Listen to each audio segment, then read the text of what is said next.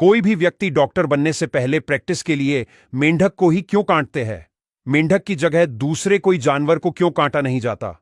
आइए जानते हैं कि मेंढक में ऐसी कौन सी खासियत है जिसके कारण उन्हें इस प्रक्रिया का शिकार बनना पड़ता है।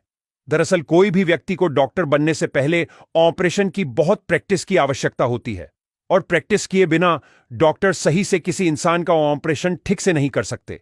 इसीलिए जब वे अभ्यास करते हैं तब उन्हें प्रैक्टिस के लिए मेंढक के शरीर को खोलकर जांचना होता है, जिसके कारण एक डॉक्टर मेंढक के शरीर के जरिए इंसानी शरीर का भी नॉलेज ले सके।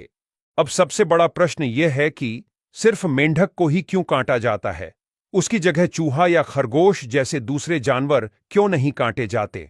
तो इसका जवाब है कि मेंढक के शरीर की आंतरिक संरचना कई मामलों में मानव शरीर से मिलती जुलती होती है। यही कारण है कि इसका अध्ययन मेडिकल और जीव विज्ञान के छात्रों के लिए उपयोगी माना जाता है। आइए जानते हैं कि मेंढक की कौन कौन सी संरचनाएं मानव शरीर से मिलती जुलती हैं। नंबर 1, हृदय की समानता। मेंढक का हृदय 3 कक्षों का होता है, जबकि मनुष्यों का 4 कक्षों का।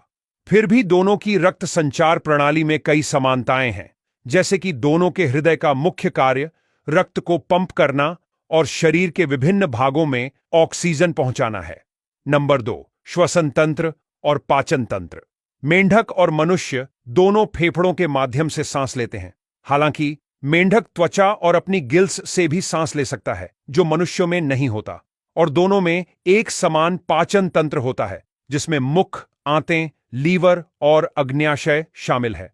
नंबर 3, नर्वस सिस्टम और रक्त संचार प्रणाली। मेंढक का ब्रेन और रीढ़ की हड्डी मनुष्यों की तरह कार्य करते हैं, लेकिन मेंढक का मस्तिष्क आकार में छोटा और इंसान से कम जटिल होता है।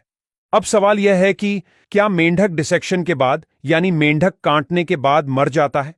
आमतौर पर जो मेंढक मेडिकल और साइंस लैब्स में डिसेक्शन के लिए इस्तेमाल किए जाते हैं, वे पहले से ही मरे हुए होते हैं। इन्हें रासायनिक संरक्षक से संरक्षित किया जाता है ताकि शरीर लंबे समय तक खराब न हो।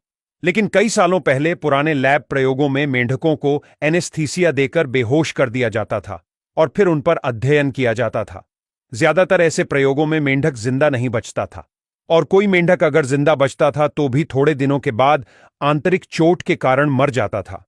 लेकिन अब मेंढक को काटना या उस पर प्रयोग करना गैर कानूनी और अनैतिक माना जाता है, और ज्यादातर देशों में जिंदा मेंढकों के डिसेक्शन पर प्रतिबंध है। इसकी जगह पर आजकल वर्चुअल डिसेक्शन और 3D मॉडल्स का उपयोग किया जाता है, जिसमें मेंढकों और इंसानों की हूबहू डुप्लीकेट बॉडी तैयार की जाती है, जिससे छात्रों को पढ़ने में और सीखने में ज्यादा आसानी रहती है, और मेंढक जैसे जीवों को भी कोई नुकसान नहीं पहुंचाया जाता।